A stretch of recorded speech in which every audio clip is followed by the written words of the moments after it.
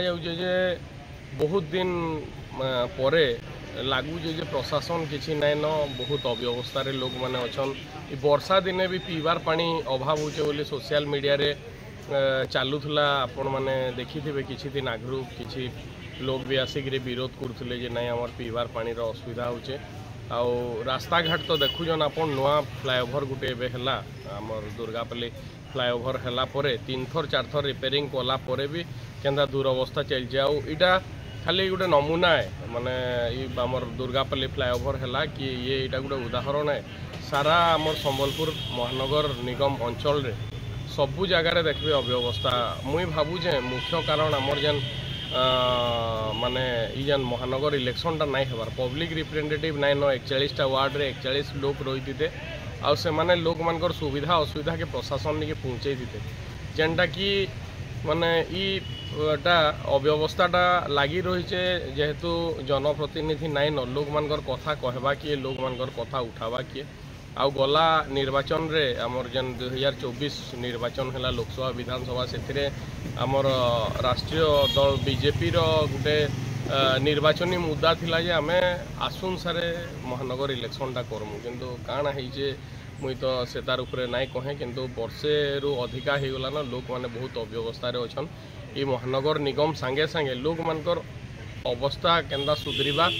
रास्ता घाट केंदा सुधरीबा प्रशासन टिके ध्यान देवार लगी मुई अनुरोध करुचे बहुतटे जगार आपन मुख्य मुख्य रास्ता माने देखबे एनएच रे हो कि आमर कलेक्टर ऑफिस सामना रे आरडीसी ऑफिस बागिर 8टा डिस्ट्रिक्ट रो हेड रोजन आरडीसी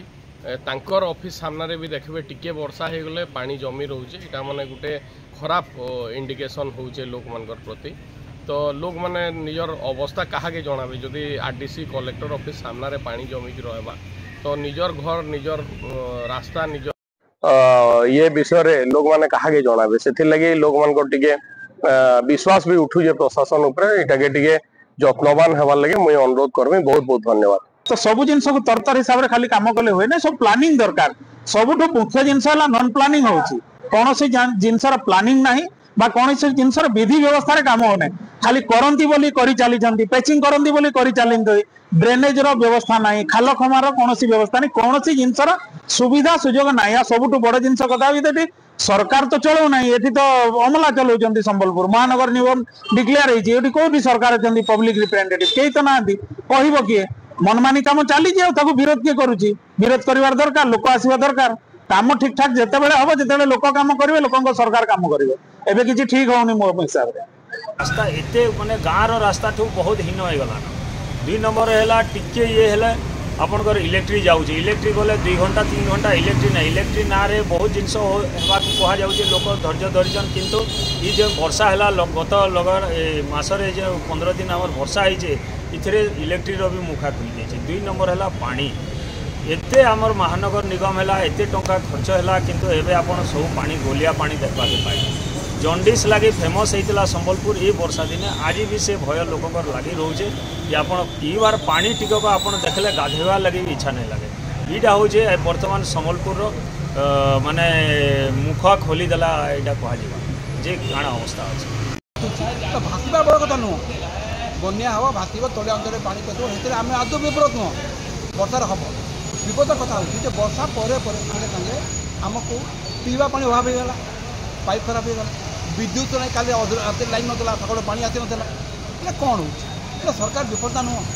तुम तो लंबा लंबा लाइन काटिल आम कनेक्शन करते केमी फेलियर हो तुम सब ठीक ठाक था केमी